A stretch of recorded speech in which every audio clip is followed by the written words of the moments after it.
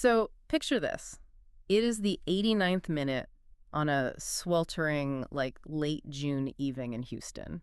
Okay, I'm picturing it. Right, so Cristiano Ronaldo scores, he sprints to the corner flag, does his trademark spin, and then, and here's the key, he stares into the television camera for just a second too long. Oh, yeah. The classic linger. Exactly. And if you are being really honest with yourself, as a listener, why are you more obsessed with that lingering performative stare than the intricate tactical passing sequence that actually led to the goal? I mean, that is the ultimate question of the modern game, right? We pretend we want this clinical, emotionless analysis, Yeah. but we are absolutely addicted to the human drama. We really are. And usually when you're preparing for a massive sporting event like the 2026 World Cup, the analysis feels a lot like, I don't know, cramming for a statistics exam. Very dry. So dry. We look at tactical data, we look at expected goal ratios, that metric that tries to tell us how mathematically likely a shot is to actually go in. Right, the heat maps and the injury timetables. Yeah, exactly. But today, we are completely throwing the spreadsheets out the window. Which is a huge relief, honestly, because football at this level isn't actually played on a spreadsheet. No, it's not. It's played in the mind just as much as on the grass. Exactly why we are exploring Group K today through a completely different, highly entertaining lens. For this deep dive, we have a really unique source material. We are diving into a satirical, wonderfully self-deprecating first-person preview written by a self-proclaimed 40-year couch-bound pundit. I love this guy. Right. He goes by the name the Armchair Galáctico.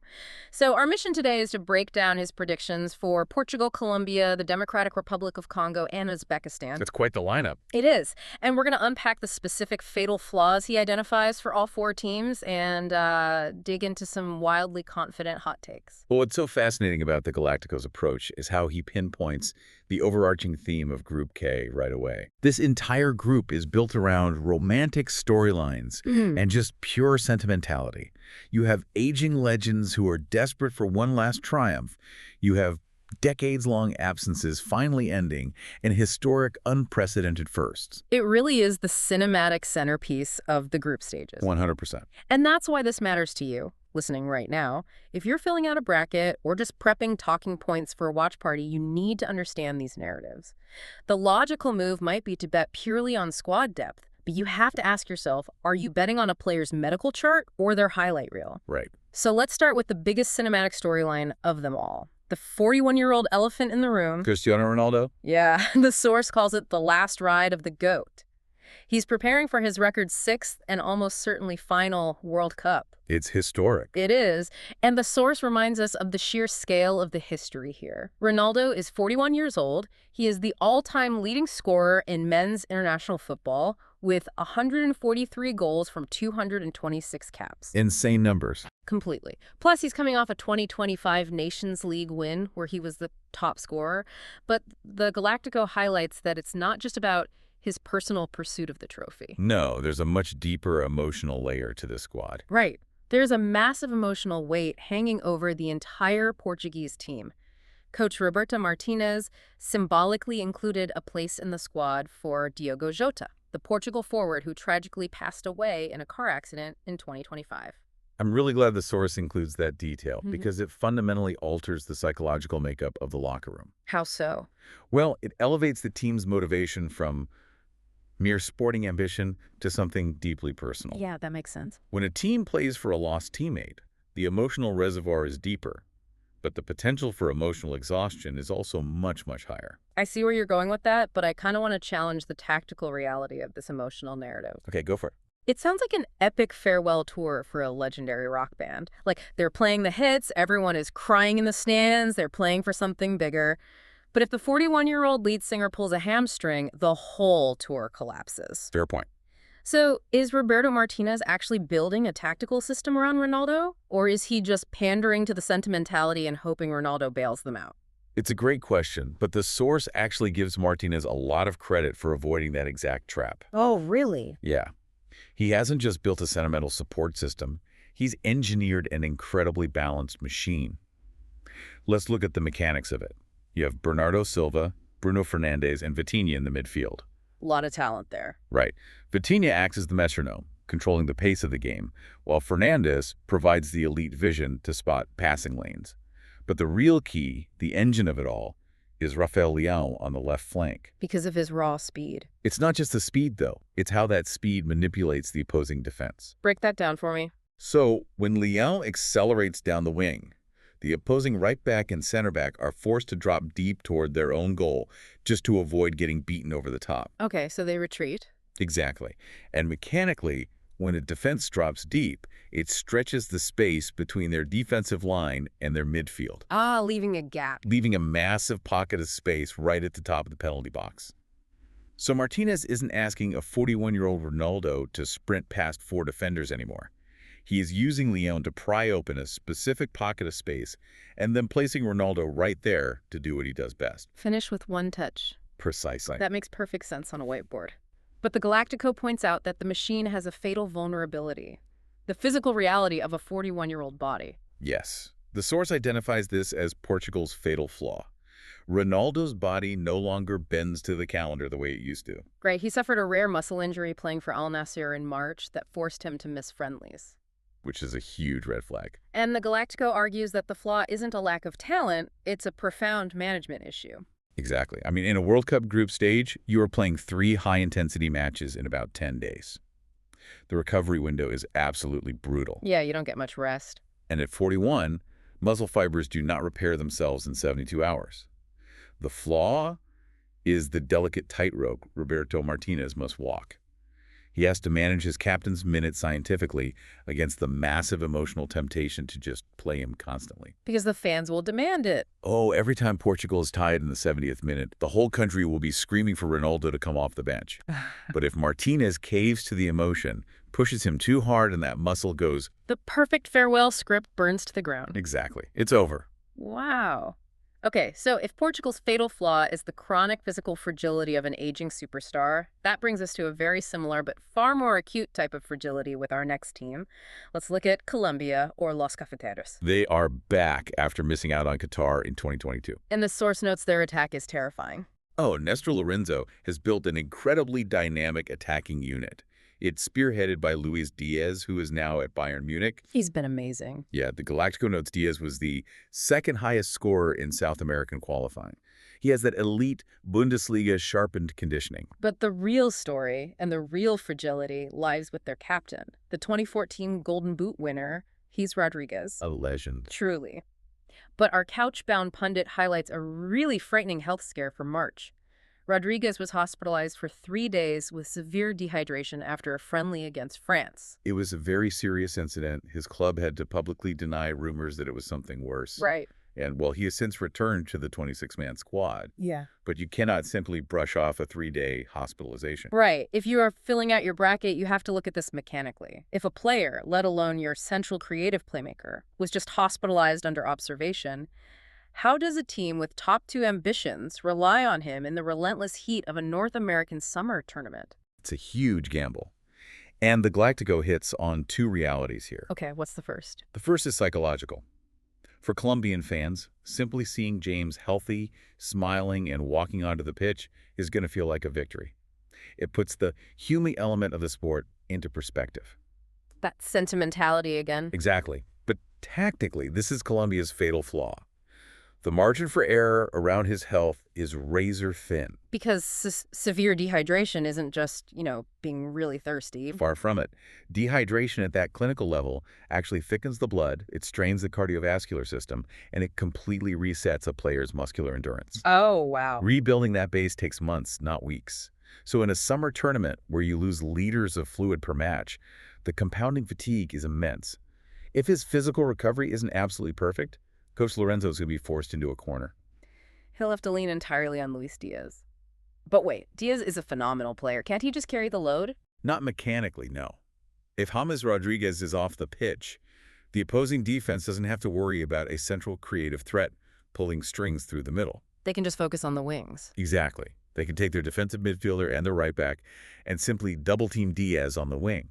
They force him all the way out to the touchline, basically cutting off all his passing angles. Yeah, that makes sense. Relying on one player to simultaneously break down a double team, create the chance, and finish the chance against world-class defenses is just mathematically unsustainable. Yeah, that's too much. Colombia needs James fit, just to keep the opposing defense honest. If he falters, the whole system breaks. It's so fascinating how both of the heavyweights in Group K are walking this incredible physical tightrope. But if Portugal and Colombia are battling the deterioration of the physical body, the other two teams in Group K are battling a completely different, invisible enemy. The psychological shock. Yes, the psychological shock of the tournament format itself. DR Congo and Uzbekistan. It is a brilliant contrast by the source. You have the established royalty trying desperately to hold on to the crown, and you have the newcomers simply trying to figure out how the throne room operates. Let's start with DR Congo, the Leopards. They are back at the World Cup after a 52-year wait. Half a century. Literally, they were the absolute last team to confirm their place in the 48-nation field. That playoff against Nigeria. Yes, winning on a dramatic penalty by their captain, Chancel Mbemba. And as the source points out, they aren't just a plucky, feel-good story. They have genuine Premier League pedigree. They absolutely do. You have Ioane Wissa, Cedric Bakambu, Aaron Wan-Bissaka, Axel Tuanzebe. These guys play at the highest level of European club football. They possess a really dangerous, highly athletic counterattack. Yeah. But the Armchair Galáctico delivers a very brutal reality check here. He identifies their fatal flaw as a total, paralyzing lack of tournament experience. See, I have to push back on the Galactico here. Ooh, why is that? Well, if Wissa and Wan-Bissaka are playing in front of 60,000 screaming fans at Old Trafford or St. James's Park every single weekend, how can they lack experience? They know pressure. I get what you're saying. But club pressure and international tournament pressure are entirely different mechanical beasts. Oh, so? The Galactico is talking about collective institutional memory. A 52-year absence means that literally nobody in the squad, nobody on the coaching staff, and nobody in the traveling federation has any blueprint for how to navigate a World Cup. What does that actually look like on the ground, though? It's the logistics of the pressure cooker. At a club, if you lose on Saturday, you go home, sleep in your own bed, and play again next week. At a World Cup, you are isolated in a hotel. The global media scrutiny is constant. You play a high-stakes match, and 72 hours later, you have to do it all over again. The grind. Yes. And the adrenaline dump of just hearing your national anthem at a World Cup after 52 years is going to burn through their players' glycogen stores in the first 45 minutes of their opening game. It's like practicing for a spelling bee in your quiet bedroom for 52 years and then suddenly being asked to spell while running on a treadmill in front of 80,000 screaming people. That is a brilliant analogy. The theoretical knowledge is there, but the physical and psychological disruption completely breaks your concentration. That is exactly the mechanism. The Galactico expects DR Congo to have flashes of absolute brilliance. Wissa and Bakambu will create moments.